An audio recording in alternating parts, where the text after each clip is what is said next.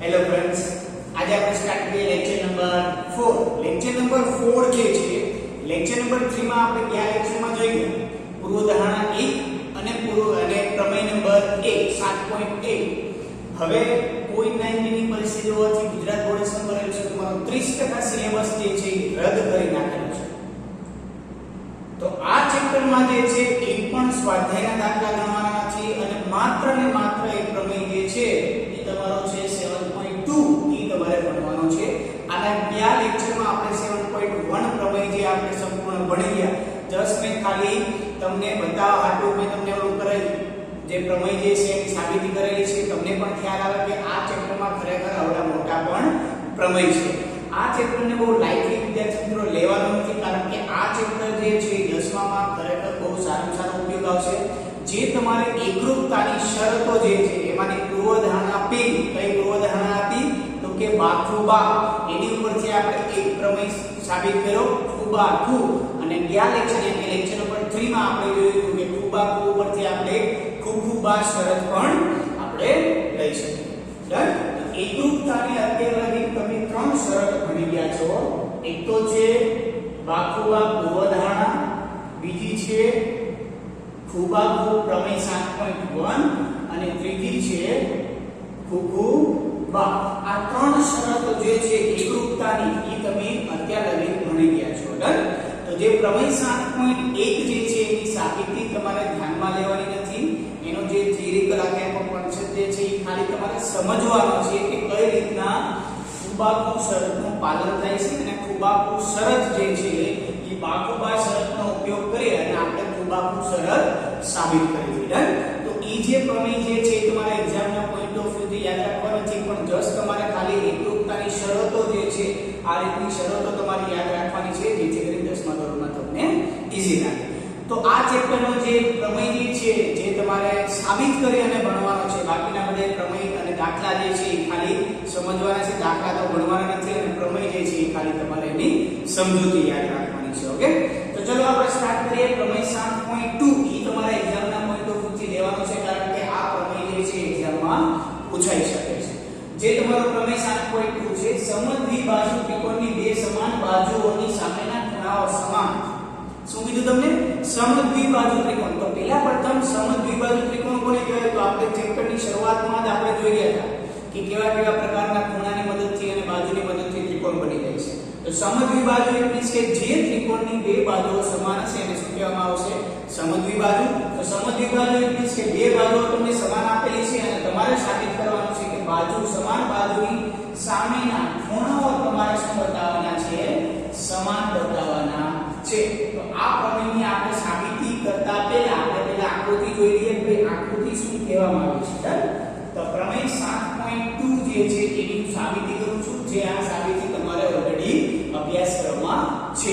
તો સૌપ્રથમ આપણે પ્રમેય સ્ટાર્ટ કરતા પહેલા આપણે ક્યાંથી સ્ટાર્ટ કરીએ છીએ? આકૃતિ, પક્ષ, સાધ્ય અને સાબિતી. તો સૌપ્રથમ આપણે આકૃતિ દોરીએ. તો કે આકૃતિમાં તમને શું આપેલું છે? એક તો ત્રિકોણ છે. એ કેવો છે? સમદ્વિબાજુ ત્રિકોણ આપેલો છે. તો આપણે લઈ લઈએ સમદ્વિબાજુ ત્રિકોણ. કયો લઈ લઈએ છીએ? સમદ્વિબાજુ. ધારો કે આને આપી દઉં છું A, આ B and C. તો સમદ્વિબાજુ ત્રિકોણ એટલે કે તમને આમાં શું આપેલું છે? બે બાજુઓ એની સમાન. બે બાજુ એટલે કે ધારો કે લઈ લઉં છું AB બરાબર AC. આ ટાઈપનો તમને ત્રિકોણ આપેલો છે. હવે આપણે લખીએ છીએ પક્ષ. તો કે પક્ષમાં તમને શું આપેલું? સમદ્વિબાજુ ત્રિકોણ એટલે કે ત્રિકોણ ABC માં AB બરાબર AC આપેલ છે. હવે આપણે સાધ્ય લખીએ. તો સાધ્યમાં તમારે શું કરવાનું છે એ આપણે જોઈએ. સાધ્યમાં તમારે સાબિત શું કરવાનું છે? તો કે સમાન બાજુની સામેના ખૂણા સમાન. આ બંને સમાન બાજુ છે, તો આ બંને બાજુની સામેનો ખૂણો, આ બાજુની સામેનો ખૂણો B અને આ બાજુની સામેનો ખૂણો C. તો તમારે આ સાધ્યમાં તમારે સાબિત કરવાનું છે કે ખૂણો B બરાબર ખૂણો C. કઈ રીતના સાબિત કરવાનું છે એ આપણે આ 3 શરતનો ઉપયોગ કરી અને આપણે સાબિત કરવાનું થશે. હવે આપણે લખીએ લાસ્ટ પોઈન્ટ સાબિતી.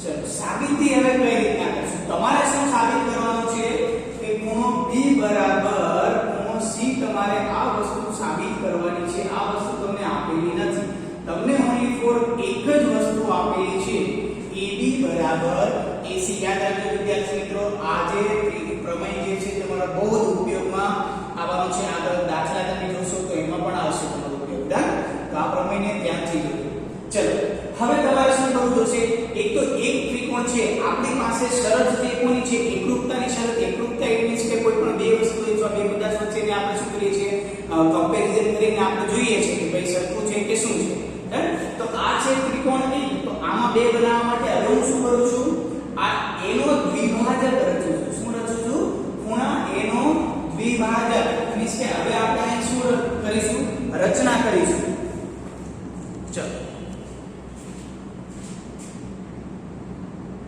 ખૂણા એનો દ્વિભાજક રચો જે BC ને બિંદુ D માં છેદે છે તમને શું કીધું છે ખૂણા A નો દ્વિભાજક ઇટ મીન્સ કે શું બે સરખા ભાગ કરશે અને BC ને ક્યાં છેદે છે D બિંદુમાં છેદે છે તો જોજો આ બંને સરખા ભાગ કર્યા કે ના કર્યા આ જેટલો થશે એટલો જ ખૂણો કેટલો થશે એની બાજુનો થશે જો હું તમને દેખાડું BAD બરાબર CAD શું કામ કારણ કે આપણે વિભાજક રચી છે વિભાજક એટલે કે શું બે સરખા ભાગ કરશે હવે જો ખૂણા એનો દ્વિભાજક આપણે રચ્યો જે BC ને ક્યાં બિંદુમાં છેદે છે D બિંદુમાં છેદે છે ઇટ મીન્સ કે તમારો BAD બરાબર CAD થઈ ગયું આની મદદથી આપણે શું લખી શકીએ ખૂણો BAD બરાબર ખૂણો CAD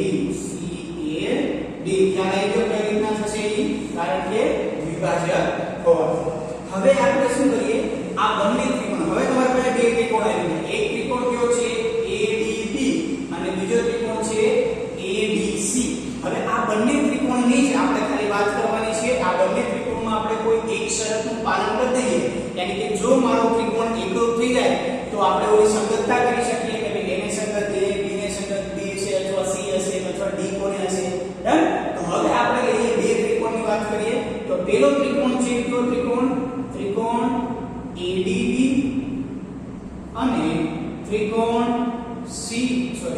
ADC માં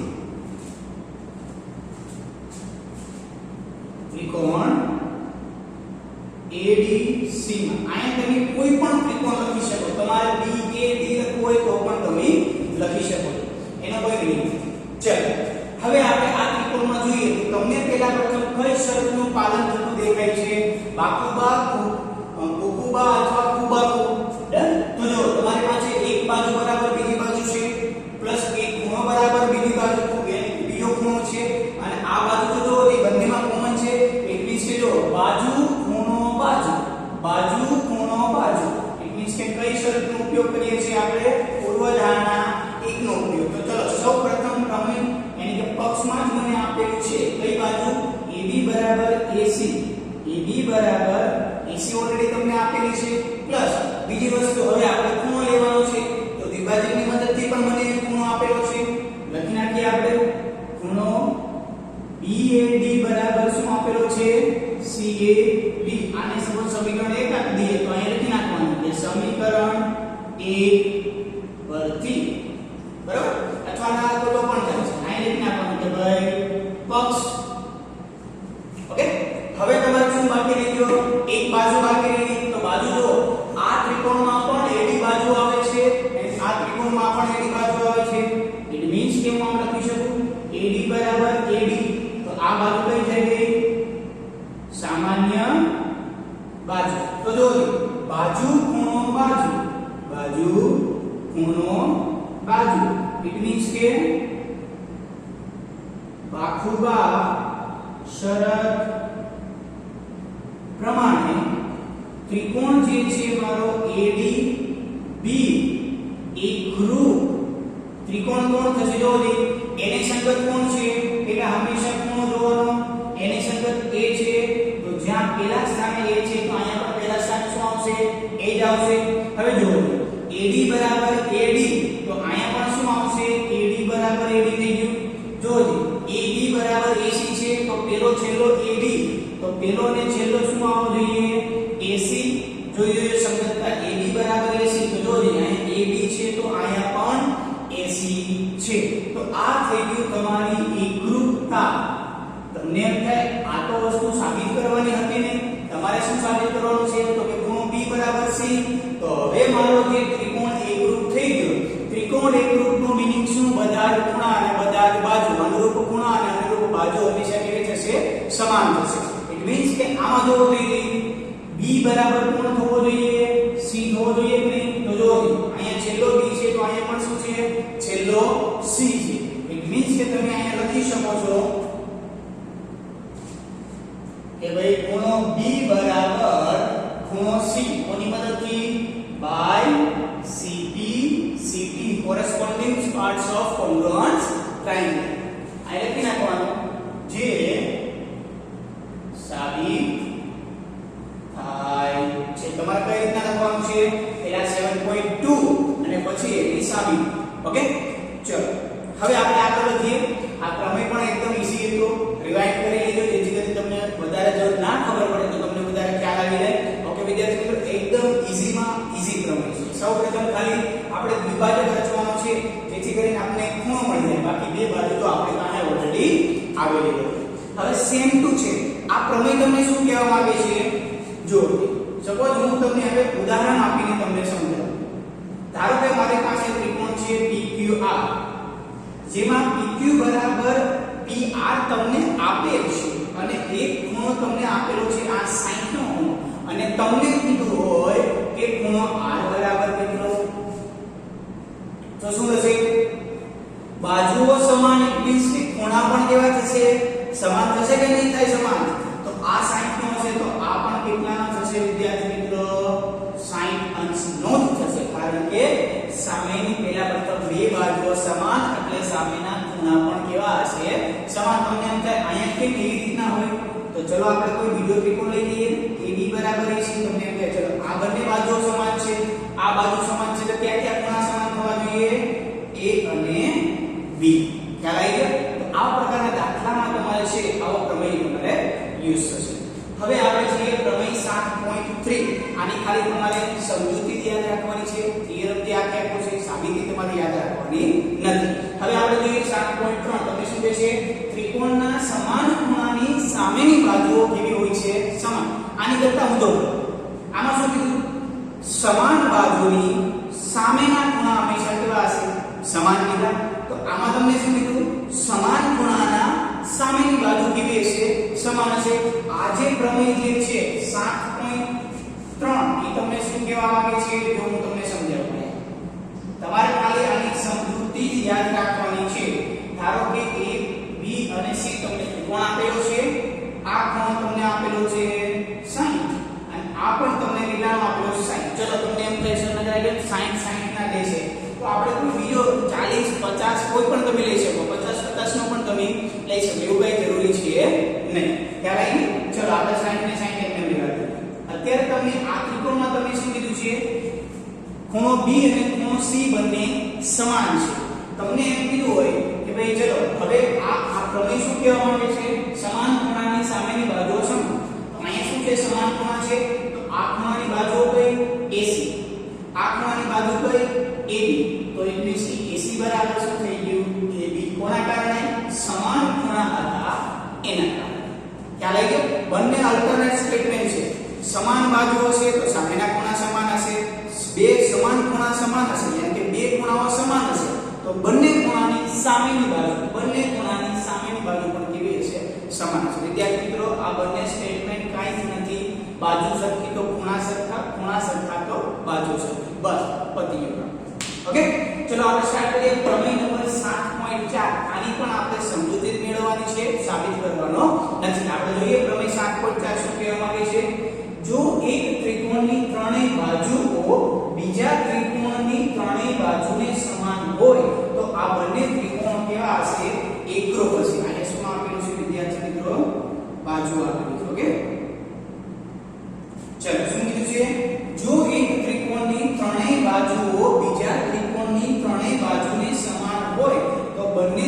ત્રિકોણ કેવા થશે એકરૂપ થશે તો જો હવે 7.4 જે છે એ હું તમને સમજાવું છું તમને શું કીધેલું છે ધારો કે આ ત્રિકોણ છે ત્રિકોણ ABC એન્ડ ત્રિકોણ PQR લઈ લો છો ABC એન્ડ ત્રિકોણ PQR તમને શું કીધું છે ત્રણેય બાજુઓ બીજા ત્રિકોણની ત્રણેય બાજુને સમાન હોય ધારો કે AB છે PQ ને સમાન હશે BC છે QR ને સમાન હશે AC છે એ PR ને સમાન હશે તો આ જે બંને ત્રિકોણ બને છે ABC અને ત્રિકોણ PQR આ બંને ત્રિકોણ કેવા થશે એકરૂપ થશે ખ્યાલ આવી ગયો તો જો તમારી પાસે હવે જે આ મેઈન એકરૂપતાની શરતો હતી એ બધવા મળી છે બરાબર એક તો સમાન બાજુની સામેના ખૂણા સમાન સમાન ખૂણાની સામેની બાજુઓ સમાન અને એક નવી શરત આવી છે બા બા બા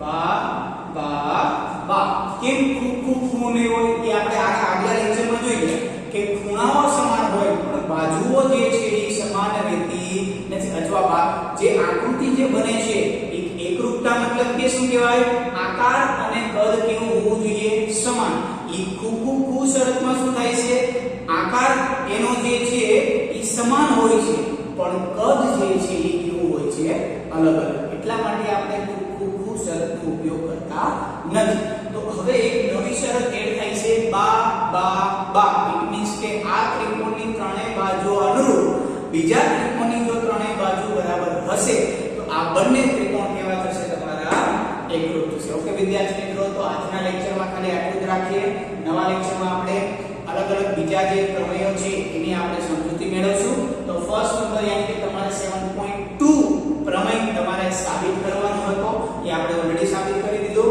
અને આ બંને પ્રમેયની ખાલી સમજૂતી મેળવવાની હતી એ આપણે આ રીતની એની સમજૂતી મેળવી ઓકે વિદ્યાર્થી મિત્રો તો આ એક વખત નોટ ડાઉન કરી